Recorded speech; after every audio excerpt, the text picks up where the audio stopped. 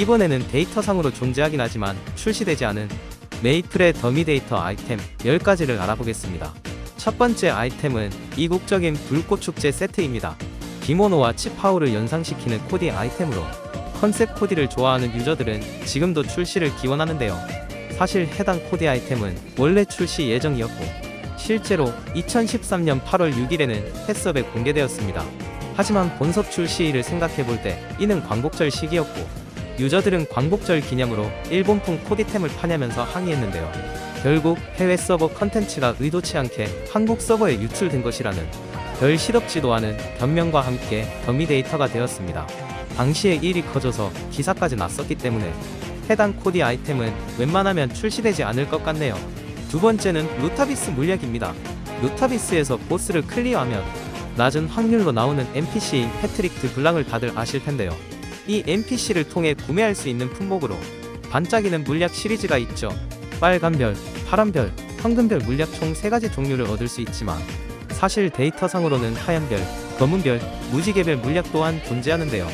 하나씩 효과를 살펴보자면 반짝이는 하얀별 물약은 에픽 아이템 드랍률 상승, 반짝이는 검은별 물약은 유니크 아이템 드랍률 상승, 반짝이는 무지개별 물약은 루타비스 보스 처치 시였는 이그드라실의 돌개수 상승입니다.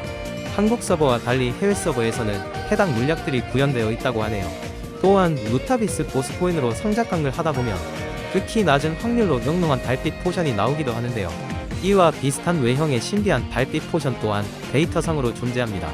캐릭터당 한 번만 사용할 수 있는 소비 아이템으로 랜덤하게 레벨을 1에서 10까지 올려주는 효과가 있는데요. 얼핏 보면 익성비와 동일한 아이템이지만 익성비처럼 사용 레벨 제한은 따로 적혀있지 않습니다.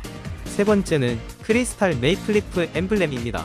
2012년 출시된 신규 장비인 엠블렘은 출시 초기만 하더라도 신직업만 착용할 수 있는 아이템이었는데요. 이후 2013년 레드 업데이트에서 모험가 개편을 하면서 모험가 직업군에도 전용 엠블렘이 추가됩니다. 익히 알고 있는 실버, 골드 메이플리프 엠블렘이 바로 그것인데요. 사실 테스트 서버 때만 해도 크리스탈 메이플리프 엠블렘 1화는 140제 엠블렘 또한 존재했습니다. 이 때문에 골드 메이플리프 엠블렘의 옵션을 뽑아뒀다가 크리스탈 메이플리프 엠블렘을 출시하는 거 아니냐는 우스갯소리도 종종 나오곤 했는데요. 10년이 지난 지금까지도 크리스탈 메이플리프 엠블렘은 출시되지 않았지만 상위 엠블렘 출시로 기존 유저들이 뒤통수 맞은 건 사실이네요. 네 번째는 커터문입니다. 원래 메이플 초창기 때부터 데이터로만 존재하던 포란 무기이지만 2004년 운영진의 실수로 인해 한시적으로 커터문이 드랍되었고 이 결과로 전 서버에 극소량의 커터문이 풀리게 되었는데요. 하지만 비정상적으로 취득한 아이템이라는 명목으로 운영진들이 커터문을 회수해가면서 결국 더미 데이터로 남게 됩니다. 이후 2012년에는 랜덤박스 BM 중 하나인 크리스탈 천칭에서 커터문을 얻을 수 있어서 유저들의 이목을 끌었는데요.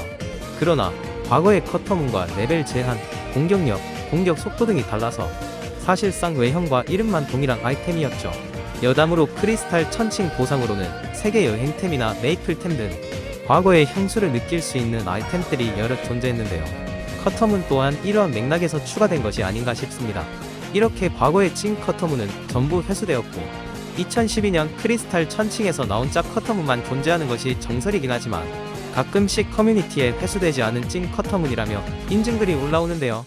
다만 회수될 것을 우려해서인지 제대로 된 인증은 하지 않는 경우가 많아서 진짜 회수를 안 당한 건지 아니면 품에나 합성인지 그의 진위 여부가 불분명한 상태입니다.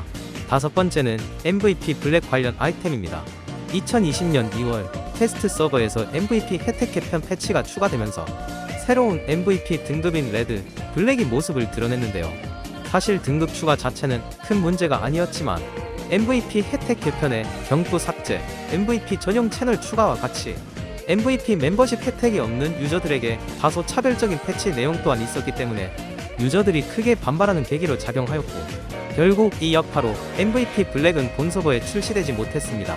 이에 따라 MVP 블랙 전용 칭호나 훈장, 그리고 인기도를 올리면 경부 효과를 주는 MVP 블랙 의자는 더미 데이터가 되어버렸네요. 여섯 번째는 알리샤의 광위입니다. 2014년 UNI 패치 때 더시드라는 컨텐츠가 새로 등장하면서 공식 홈페이지에서는 더시드를 통해 얻을 수 있는 보상에 대한 소개가 추가됩니다. 이 중 하나가 바로 알리샤의 광귀인데 다른 보상 아이템과 달리 해당 아이템을 얻은 유저는 한 명도 없었습니다. 사실 더시드의 최종 보스인 도로시를 클리어하면 변질된 알리샤의 스태프를 얻을 수 있었는데요. 알리샤의 광기 또한 스태프였기 때문에 아마 저주받은 카이세리움처럼 변질된 알리샤의 스태프가 특수한 퀘스트를 거친다면 알리샤의 광기로 변하는 게 아닐까 추측하곤 했죠. 하지만 2018년 더시드 보상 목록에서 알리샤의 광기가 갑자기 지워졌기 때문에 모종의 이유로 삭제당한 더미 데이터가 되어버렸습니다. 7번째는 매그너스 격파 선봉장입니다. 2012년 신규 보스 매그너스 출시와 함께 각 서버별 최초로 하드 매그너스를 클리어한 유저들에 한해 전용 훈장을 지급하는 이벤트를 여는데요. 이 훈장 이름이 바로 매그너스 격파 선봉장입니다.